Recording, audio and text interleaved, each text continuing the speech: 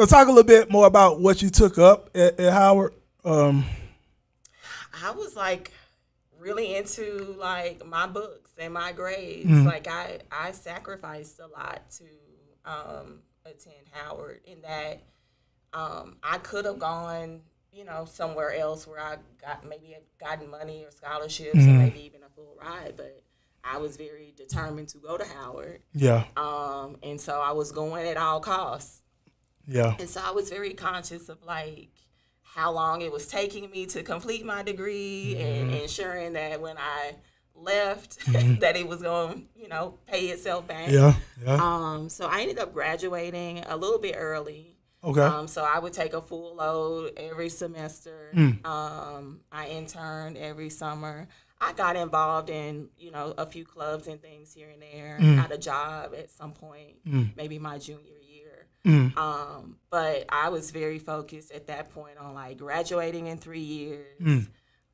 and getting into the workforce. And Yeah, so like, I mean, I partied, like I'm not gonna say that I yeah, didn't attend a party or two or yeah. throw one or two Mm, with my friends. mm.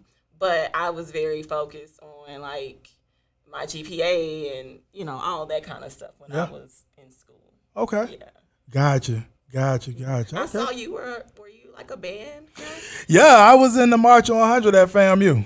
Okay, what did you play? I played in the percussion section, which is drums Yeah. primarily. Yeah. Yeah, So I'm familiar. I'm yeah, familiar. yeah, Yeah. yeah. So yeah, I I played in the didn't band. I didn't participate in band in college, but in high school I was a majorette. So Oh, okay. yeah. Okay. All Yeah, right. so I Yeah. understand. Yeah, Yeah. for sure, for sure, for sure. Yeah, at FAMU, by the way, we just played Howard a couple of years ago. Celebration Bowl, matter of fact, the Mercedes Benz. I actually went to the game. Did you recall that? I didn't attend. Yeah, I yeah, can't yeah. recall. I went. Me and my dad went because my dad graduated from FAM too. So yeah, it was exciting. Okay, so what happens after you graduate from Howard? I know you say you get into the workforce, so let's talk a little bit about that. Yeah, so I ended up taking a job in the healthcare, biotech, pharma space and moving to Chicago, Mm. which is still my favorite city in the country to What this part of day. Chicago you was living in? I guess last week actually was from the south side of Chicago, which is a rough part of Chicago. Now lives here in Atlanta. But what part of Chicago you was Yeah, saying? yeah, I lived on the north side. Okay. Yeah, but I mean, every side of Chicago can be rough. Like, Yeah. let's be clear. Yeah. But, yeah. Okay. But yeah, I Gotcha. worked on the north side. I Okay. lived on the north side Mm. as well. But Chicago's just fabulous. Mm. Like, Why would you say it's fabulous? I've been there too, by the way. yeah, Why would you say it's fabulous yeah. in your opinion? I think it's like a cleaner, more hospitable New York City. Mm. Okay. Is how I would describe Okay. Chicago. It's got some grit to it, Yeah. but there's a lot of love there, a lot of culture there, Mm. great food. Mm. I ain't gonna lie, I like the men in Chicago too. Oh, okay. What you like about the man in Chicago? what you like about them? Um, they're a little gritty, but they're gentlemen Mm. too, right? That Okay. southern influence Mm. is there. Oh, wow. Yeah, I Gotcha. like that. Gotcha. Okay. So you was working up in Chicago, okay, and you say you're in the healthcare field. Yeah, pharma, biotech. Yeah. So that I was in that industry my entire career Mm. prior to my pivot. But yeah, I started my career there. I lived there for about 5 years. Mm.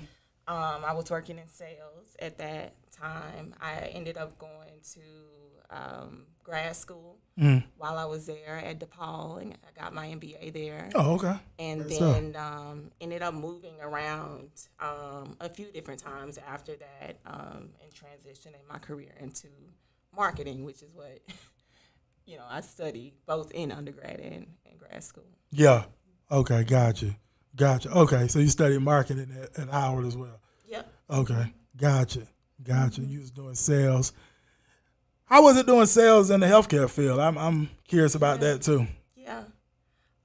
Enlightening, Mm. for sure. Just having the perspective of like what it's like to be a patient, especially, you know, when you're 22 years old, you're not really thinking about your health, you know, like the way that maybe you are, true.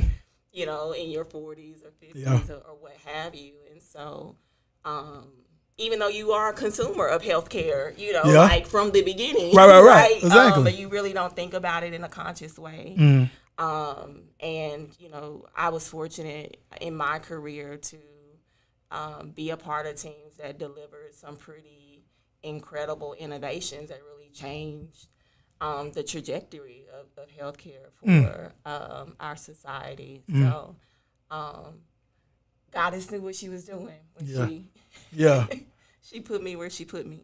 Gotcha. Gotcha. Okay. All right. Interesting. So, all right. So like you said, you stayed in Chicago for 5 years, and then you say you went and moved around a little bit more. So what happens next?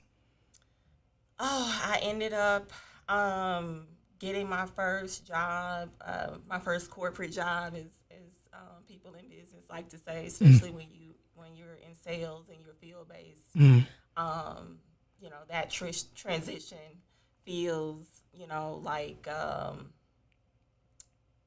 almost entering like a new world, right? Transitioning into a corporate environment. But I had a lot of different roles during my stint in training, in market research, and brand management, brand development.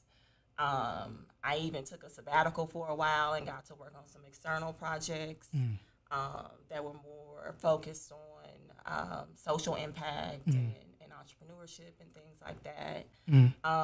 So yeah, I mean, there's a lot of layers there, a lot of moves in between my time in Chicago to arriving here in Atlanta, but here I am.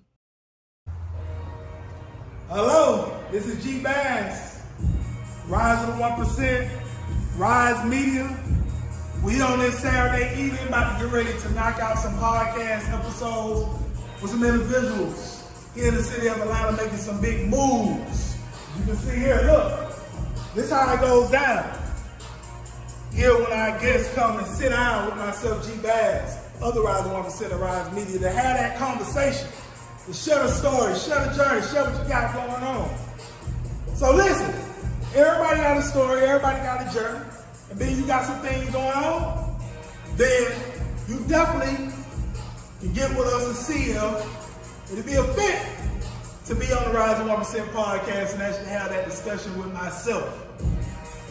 It's going to be a link to a form for you to fill out. You said www.theriseof1%.com/pod-form. Again, www.theriseof1%.com/pod-form. It's going to be in this video. You can fill that out, and we can see if it'll be a fit for you to come on and have that conversation with myself.